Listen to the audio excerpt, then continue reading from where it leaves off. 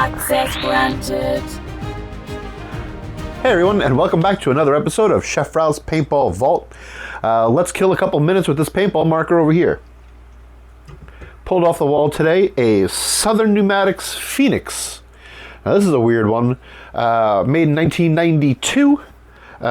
Made in the USA. Really well made. Weird things about this gun. There's no bolt. So it's a rotating breech.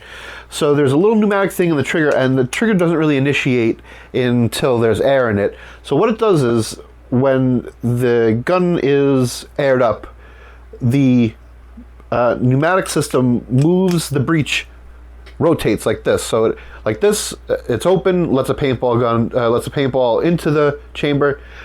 Let go of the trigger, it does this, and then when you pull the trigger, it fires and opens. Fires and opens, fires and opens, fires and opens, kind of, just changing the rotation of the chamber in and out so that the ball leaves the barrel. Speaking of the barrel, it is let me see if I can do this. I never really know. It's this little wonky lever here is the barrel release. Oh, hey, it worked. No threads, 2 O-rings, and like this little groove, which lines up. And then you kind of got to refeel for where it's going to grab. And sometimes it grabs and sometimes it doesn't. But you really just want to force the hell out of it. And then she goes in. And then you just simply turn the knob back and you're good to go. Really, that's to do that on the field to clear a break, because oh boy did these things chop.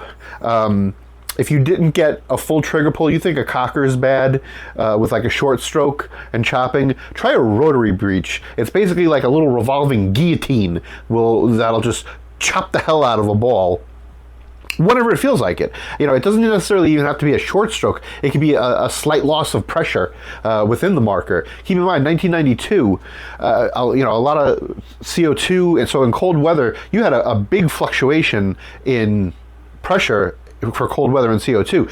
If it didn't expand all the way, back then, that's why you see a lot of guys, wrapping little hand warmers around the tanks, or like neoprene covers around the tanks, because if the CO2 didn't have enough time to expand, you'd be putting liquid in, the pressure would be all over the place.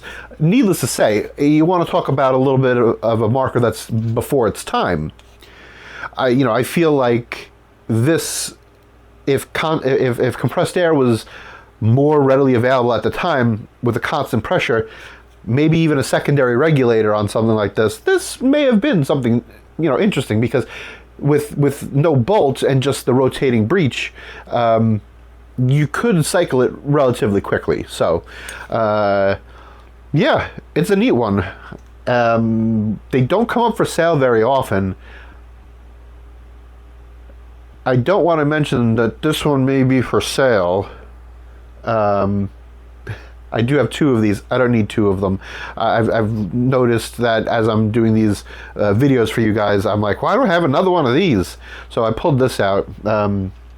If you have any interest in this one, hit me up. That being said, thanks for wasting a couple minutes with me talking about some old paintball stuff. If you like my content, be sure to give a like, subscribe, and follow. Share the video to a bunch of your friends who also like stuff like this. And we'll see you soon. Bye-bye.